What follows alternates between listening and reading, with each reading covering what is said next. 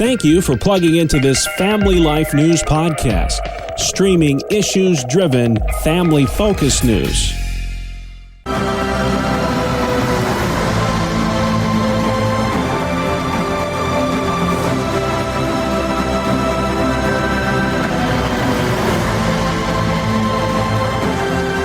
And welcome back to another edition of Issues in Education. Mondays during the Noon Report, we spotlight the issues that matter most to our public schooling families with the good doctor, Ralph Kerr, at the Teaching and Learning Institute in beautiful Houghton, New York. And Ralph, welcome back to the program, sir. Much to discuss again today.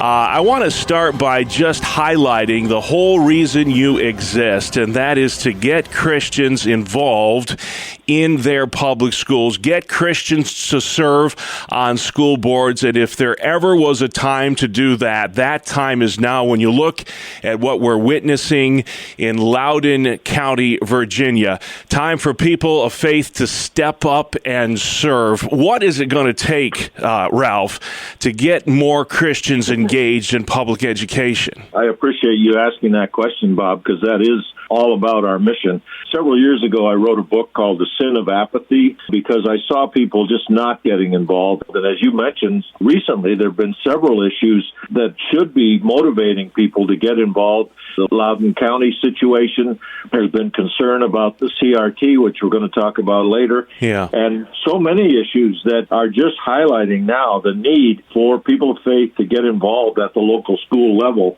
I'm sorry in one sense that these issues have had to come up, but I'm believing that God has actually used these issues to kind of light a fire under Christians and take away that sin of apathy. Yeah, I know several years we've done this show, and it's just been a great honor for me to spotlight the work that Teaching and Learning Institute does. I don't know how many years you've been officially around. We've done this show for, I tell you, at least a decade. But have you, over that time, seen greater or less involvement of Christians in public schools? Well, it's interesting. You should say about the length of time we've been doing the program. I was looking for something else this week and actually found some notes from 2007 when I was working with Cecil Van Houghton, a good friend of ours. And we have been doing this a long time. Pre-COVID, I actually had a workshop that was sponsored by the New Yorkers for Constitutional Freedom and our friend Jason McGuire. Mm-hmm. And there were people attended that workshop in Rochester from all over the state of New York. And I was thrilled that happened. Several of them followed up with questions.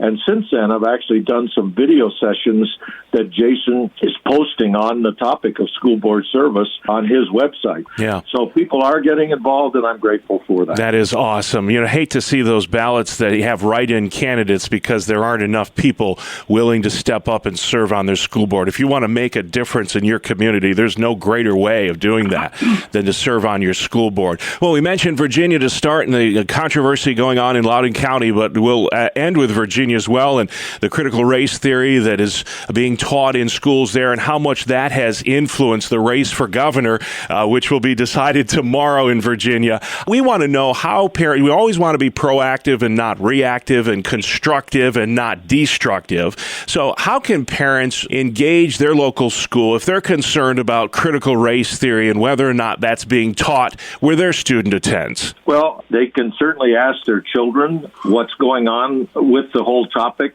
maybe talk to the teachers and the principals, but I think the first thing is they need to understand what critical race theory is, and I'll just give in a couple sentences about that. There was a case that goes way back called Brown versus the Board of Education, which really was the first of anti-discrimination law. Mm-hmm. However, that's been turned around now that some people are saying that the civil rights advance for black people coincided with the self-interest of white elitists. So they put a different spin on it altogether. But I really like what former Secretary of State Condoleezza Rice said a week or so ago, and here's a direct quote: "I would like black kids to be completely empowered to know they are beautiful in their blackness. Yeah. But in order to do that, I don't need to make white kids feel bad for being white." So I think it's important that parents understand at least some core concepts about critical race theory. I do think probably in large cities this is more prevalent, and it's a good reason to be in the southern tier of New York and the northern tier of Pennsylvania and rural areas, because I think there's less of it probably in those areas, but still worth checking out. Yes, indeed. And if you want to check this topic out or any other that we discussed today, maybe you are feeling the call to serve on your local school board. Ralph, you have wonderful information on your website about how to get started in doing that. Where can folks go and check you out? We do have that wonderful information, Bob, and it's as simple as going to yrun.org, yrun.org.